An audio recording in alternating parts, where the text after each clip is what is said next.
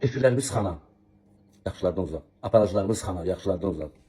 Müğənnilərimiz xana, yaxşılardan uzaq. Psixologlarımız xana, 1% yaxşısından uzaq. TikTokerlər xana, orada faiz yoxdur, xana da elə. Vloggerlər xana.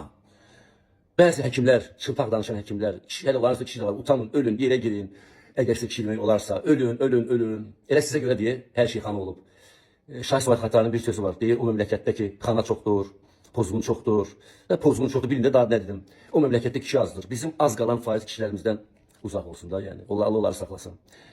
Məhv elədizi bu məmləkətdə kişiliyi. Azadlıq da deyib, müasirlik də deyib, zad elədiniz, kanalizasiya elədiniz bu xalqı, yazıq xalqı. Kim pozdu bizi? Deyəcəksiniz filan filan filan. Xeyr, nə Türk, nə Rus, nə Fars, nə o birisi, nə birisi bizi pozdu. Bizim içimizdə pozğunluq var idi. Sadəcə onun üzə çıxardan lazım idi, çıxartdı da. Kim çıxartdı, nə çıxartdı?